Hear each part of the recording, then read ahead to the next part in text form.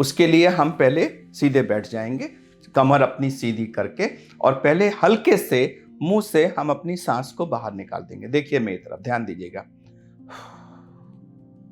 मैंने जो भी हवा थी सुपरफिशियल वो निकाल दी पूरी। अब हम मुंह खोल के गहरा सांस लेंगे।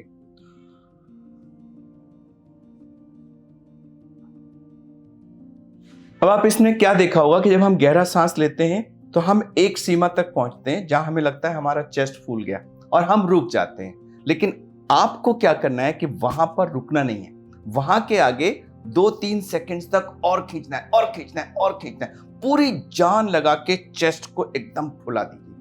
और हम नॉर्मली क्या करते हैं, फुलाने के बाद फट से हम सांस को बाहर निकाल देते हैं। तो ये भी नहीं करना है, फुला के उसको फुला के रखिए।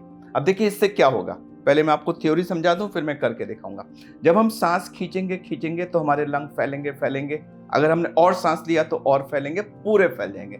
100% जो एयर स्पेसेस हैं लंग की वो फैल गई हैं। अब उसमें निमोनिया नहीं हो सकता। अगर हम उसको फैलाएं और तुरंत पिचका दें तो शायद वो फिर से पिचक जाएंगी। तो अगर हम उसको सांस को खींच के रोक के रखेंगे 20 सेकेंड, 30 सेकेंड, 40 सेकेंड, 40 सेकंड से ऊपर बहुत सेफ लिमिट होती है, हम कहते हैं ग्रीन जोन।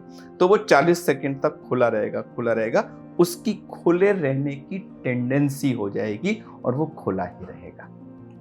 तो हमें गहरा सांस खींचना है, जितना गहरा खींच सके, और उसको जितनी देर तक संभव हो, प्रेफरेबली मोर देन 40 सेकेंड्स उसको अंदर होल्ड करके रखना है और फिर धीरे धीरे उसको निकाल देना। देखिए मैं आपको करके दिखाता हूं। हमने हल्के से सांस बाहर निकाला और फिर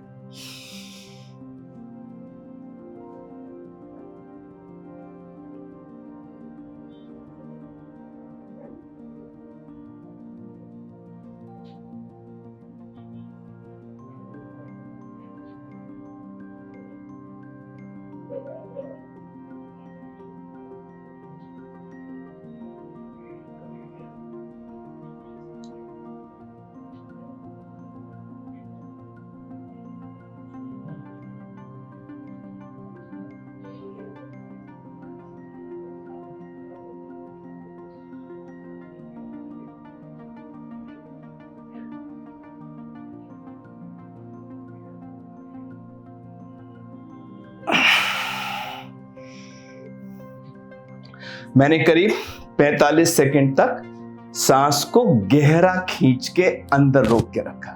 अब मेरे फेफड़े का हर हिस्सा पूरी तरह फैल गया है।